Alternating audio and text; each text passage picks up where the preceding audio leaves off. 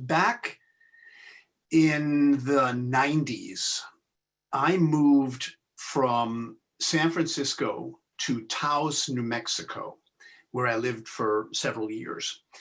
And I had been a freelance writer for about a decade for magazines and newspapers for about a decade at that point. But as soon as I moved to the desert out there, work inexplicably dried up. Assignments drained away, editors stopped answering my query letters. My freelance career pretty much unraveled. Plus, I ended up on food stamps. And throughout all of this, though, I kept hearing a still small voice, if you will, in the back of my head, telling me that there was something afoot, something that I wasn't going to understand, in fact, for a while, and that all of this was happening for some reason that reason couldn't fathom. And to make a long and excruciating story mercifully short for you, it led, among other things, to the creation of my book, Callings, all right? But in the throes of all that, I kept hearing the refrain, trust the universe. Kept hearing trust the universe, which is a spiritual adage that I must confess at that time in my life, on one hand, triggered my intellectual gag reflex, but on the other hand, has a long and noble lineage, all right? Let go and let God. Trust the process. Have faith. Don't push the river. Thy will be done, okay, etc. Now, flash forward 25 years. For most of this past year, right, our year of pandemic and political unrest, I've been hearing that refrain in my head again, as actually I have often at challenging turning points in my life. But I've been trying to drill down into it a bit more this time around.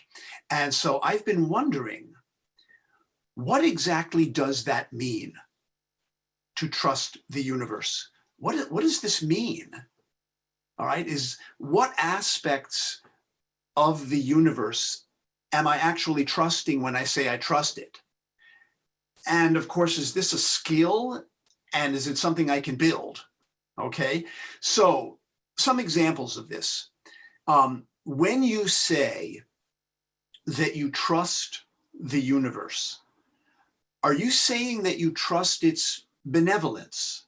All right, the feeling that you're somehow looked after, all right, which is something that not everybody can trust, okay?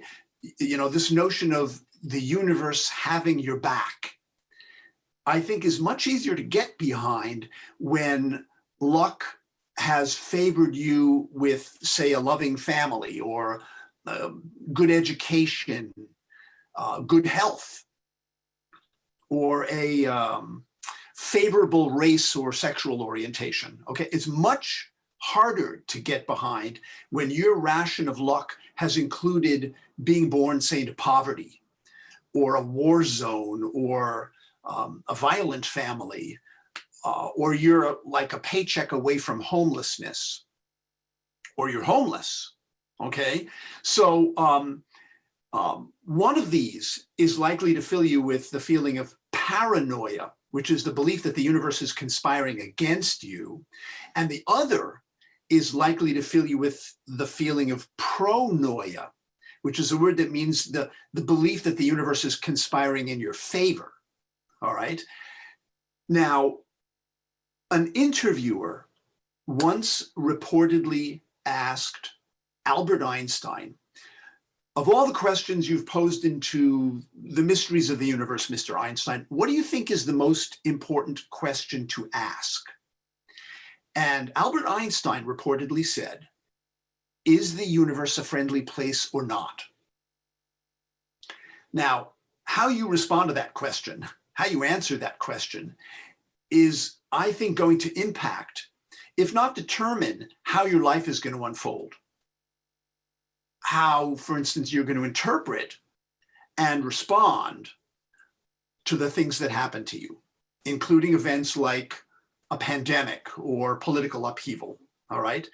And so if by friendly you mean favorably disposed toward you, which is the dictionary definition of friendly, if by friendly you mean favorably disposed toward you, then clearly the universe is a friendly place. Because really, after all, it created us, gave us a habitable planet to live on, etc. Okay? And furthermore, since we are capable, each one of us are capable of love, kindness, empathy, it kind of stands to reason, at least in my mind, that the universe would also be possessed of these qualities, if nothing else, through us. Okay? But it's one thing to say that the universe has a heart, and it's another to feel it, to believe it. All right? To believe that even in your darkest hours, which I would venture to guess most of us have had a few of those this past year, that even in your darkest hours, life is still, and perhaps ultimately, good and beautiful and generous. Okay? That even when the bottom falls out, which of course it has for a lot of people, the universe, if you will, still provides us with ground to land on, earth to land on, people to commiserate with, and a mind that can imagine better days. All right? And also, because each one of us is also a piece of the universe, meaning it's not just something that's out there somewhere, that each one of us is a piece of the universe, you might ask whether you yourself are a friendly place or not. Okay? You know, do you trust yourself? Do you treat yourself with compassion or judgment or indifference? Okay? If your internal organs could speak, okay, if your internal organs could speak, or that spiritual organ that we call a soul, or for that matter, the 40 trillion individual bacterial beings that are inside each one of our bodies and that with whom we co-evolved, would they say that you're a friendly place or not? Okay? Because after all, you're the universe that they go about their business inside of. Okay? Would they trust your essential goodness, amicability, your love, your support, your empathy for them? Okay? Another example, when you say you trust the universe, are you saying that you trust it to work in mysterious ways? Which I think it does, though they often run counter to our own agendas. And though I think it's possible to build your tolerance for mystery and uncertainty, I think it's possible to beef up your tolerance for mystery and uncertainty, for instance, by studying the natural world or the human psyche or just your own dreams, okay? All of which are full of mystery. Right? All of them are full of mystery, all right? Maybe also building your tolerance for mystery by, or uncertainty, certainly, by, you know, like mainlining the serenity prayer with some regularity. That may be required as well. Another example, when you say you trust the universe, are you saying that you trust it to, you trust that life supports growth? Okay? Which it also does. And although growth, I think, is a continual cycling between growth and decay and growth and decay and growth, etc. Okay.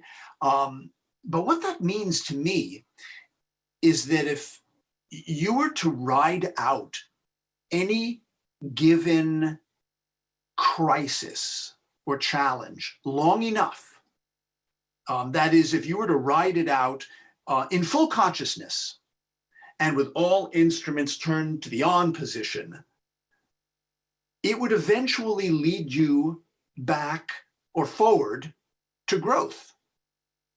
All right, that any crisis is eventually, I think, going to evolve or resolve into what Joseph Campbell called a directive crisis. All right, who wrote passages? Gail Sheehy called falling up, or what most of us just call lemons in the lemonade. But it's eventually going to resolve in that direction if you believe that life supports growth. Okay. One thing I have come to trust about the way the world works is the repeating pattern of setbacks setting me up for breakthroughs. Okay, failures leading me toward opportunities. In fact, I had a mentor of mine once say to me, Greg, if you're not failing regularly, you're living so far below your potential that you're failing anyway. Okay, let's call him a tour mentor, which I think is ultimately a good thing. But I think all of us have falling up experiences in our timelines. I think most of us know this repeating pattern. All right, when you say you trust the universe, are you saying that you trust that life operates on a like attracts like basis? Okay, which is one of the laws of attraction. All right, the laws of attraction is like attracts like, in which case, perhaps erring on the side of being simplistic about it, keeping your chin up during a crisis or a challenge or a challenging stretch, keeping your chin up should set up a kind of a similar frequency in the world around you. Okay. When you say you trust the universe, are you really just saying you trust your own resilience? You know, your ability to choose how you're going to respond to whatever it is that the universe throws at you. Okay, maybe that's what people mean when they say trust the universe. But the definition of trusting something is believing in its reliability. Again, dictionary definition. Trusting something means believing in its reliability. So right off the bat, there's a catch here, because the universe is certainly reliable. I mean, in the sense that the sun comes up and the sun goes down and gravity works, you know, etc. But the universe is also reliably unpredictable. I'm thinking of chaos theory, for instance, or Murphy's law, or the law of entropy, or the famous shit that happens, right? So saying you trust the universe has to include both of these forces. It has to include trusting that the universe is reliably chaotic and random, which are forces that certainly operate on affairs down here on the home planet, which of course we've seen this year in extremis, all right? But we're essentially saying we trust the universe to be itself, which is a combination of reliable and unreliable, predictable and unpredictable, okay? And frankly, to trust that we ourselves are pretty much going to behave in a similar fashion, and that we do, all right? But this requires something I once heard somebody describe as heroism redefined for the modern age, which is the ability to tolerate the paradox, okay? To hold two seemingly contrary ideas or impulses or energies or beliefs inside you at the same time, and still retain the ability to function, if not hang on to your cookies and your marbles. Okay, so faith and fear, us and them, my will and thy will, head and heart, reliable and unreliable. I mean, pick your dualities, okay, to hold the tension between them. And paradox requires that you bring these two opposite energies together to talk to one another, okay? Tolkien, who wrote Lord of the Rings, once said, it doesn't do you any good to leave a dragon out of your calculations if you live near him. And I think that kind of captures this idea. So trusting the universe and finding meaning and purpose in any particular manifestation of the universe, including events like the pandemic that we're living through and all the political unrest, I think may ultimately come down to staying in conversation with the universe, in correspondence with the universe, okay? And there's lots of ways of doing that. Dialoguing with the dragons in your life, asking for dream guidance, all right? Listening to your body, trusting intuition and synchronicity, spending time in the natural world, meditation, journaling for that matter. Journaling is actually a beautiful way of tapping into the grander scheme of things. I'm thinking of something that Ira Progoff once said. Ira Progoff is really one of the grandfathers of personal journaling. He devised a system in the 1960s called the intensive journaling process. And Ira said that the point of journaling, and I would say the same goes for some of these other practices, certainly like dream work and whatnot. The point of journaling is to go down deeply enough into your own well that you eventually hit the stream that's the source of all the wells, which I just think is ravishing. And therefore, a perfect tool for being in conversation with the universe, with the bigger picture. Going down deeply enough into your own experience that you hit the stream that's the source of all the wells. It's also a beautiful way of just simply feeling your way through events like the pandemic and the current changing regime, okay? One of my own responses to the pandemic and to the financial anxiety that it brought on was changing my morning routine to now include an act of trust, not just an abstract notion of it, but an act of trust. So what I'm doing now is playing a 15 or 20 minutes of piano before coming in here into the office to work. And partly why I'm doing that is to demonstrate to myself that I can afford the time to do that. Okay, so I'm building in an act of trust into my morning, not just a high opinion I have of myself. Okay, in fact, this is really one of the diagnostics I use anymore to know when I'm trusting the universe or not.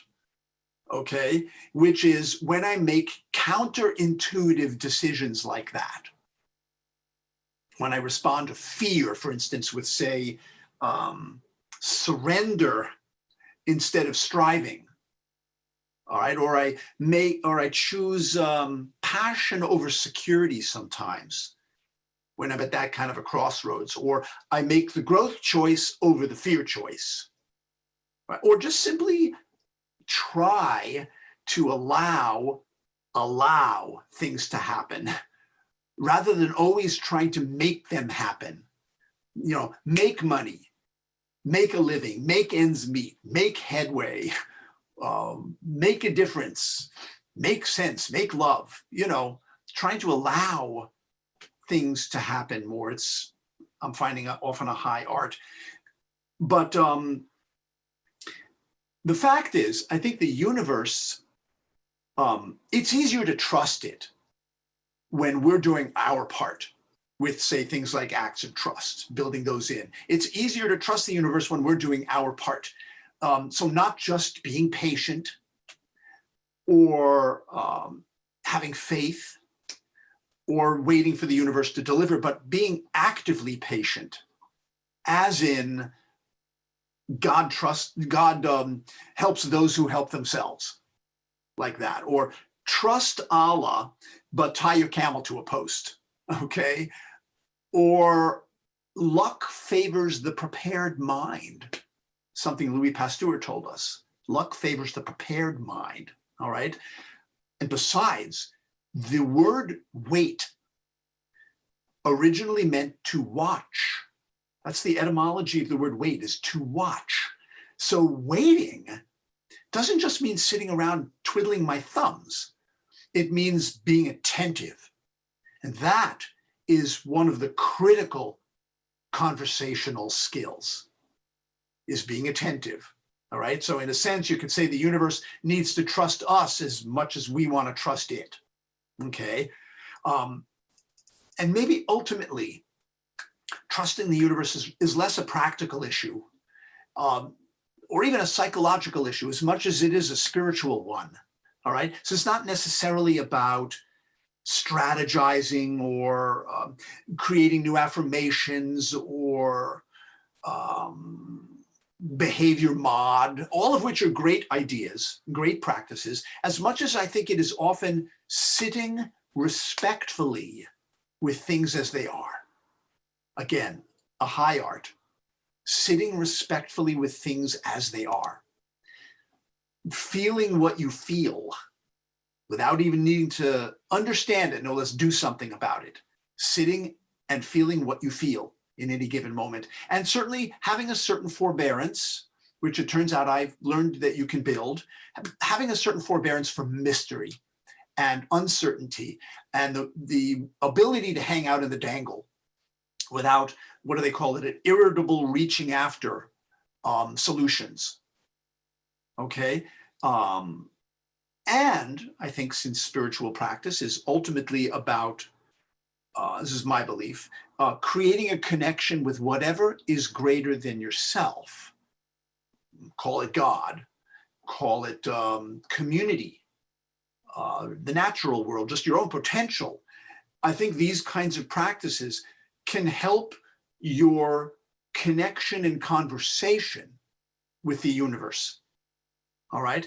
And help you strike up a mutually friendly rapport with the universe, a mutually friendly rapport. All right. Which might begin, pardon me, might begin with answering Einstein's question. Answer Einstein's question for yourself. Is the universe a friendly place or not, in your opinion, in your experience? And maybe explore a little bit about why you believe whether it is either friendly or not friendly. Why does it seem that way to you? What has your life experience been that leads you to whatever conclusion you come to? Okay. So I wish all of us great good luck in striking up this mutually friendly rapport with the universe. Okay. And in navigating, if not making the most of, these tumultuous times that we're smack in the middle of. All right. So in closing, I just want to say thank you for inviting me back. And thank you, especially David, for having faith in my work and inviting me back. And blessings to each and all of us. Thank you.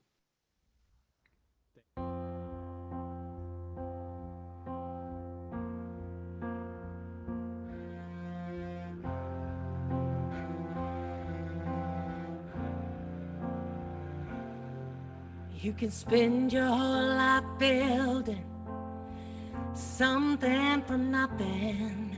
One storm can come and blow it all away. Build it anyway.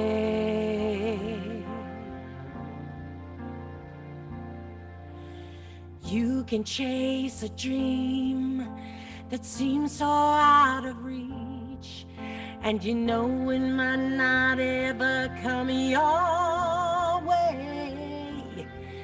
Dream it anyway.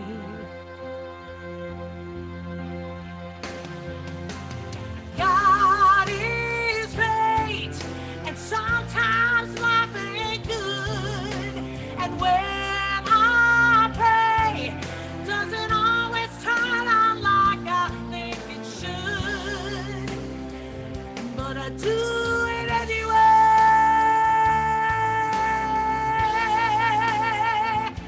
I do it anyway.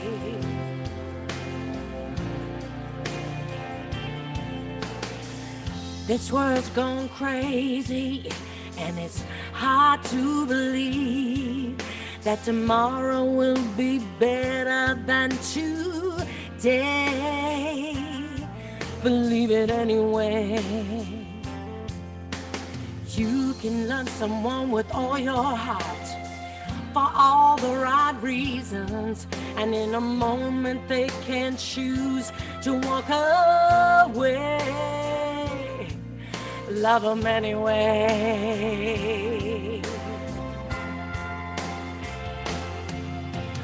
God is great, and sometimes life ain't good, and when I pray, doesn't always turn out like I think it should, but I do it anyway.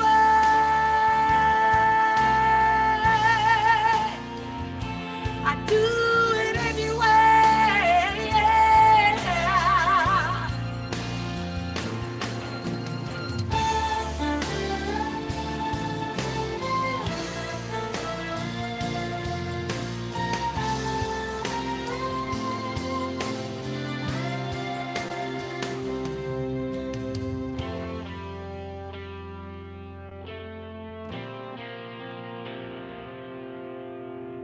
You can pour your soul out singing a song you believe in, that tomorrow they'll forget you ever sang.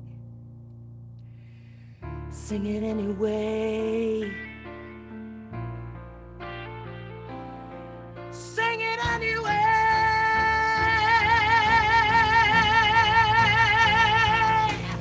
I'll sing, I'll dream, I'll love,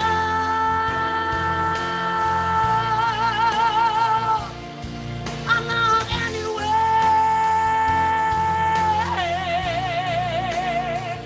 I'll do it anyway.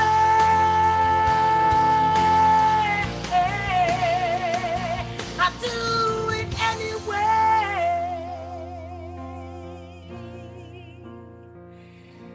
I do it anyway.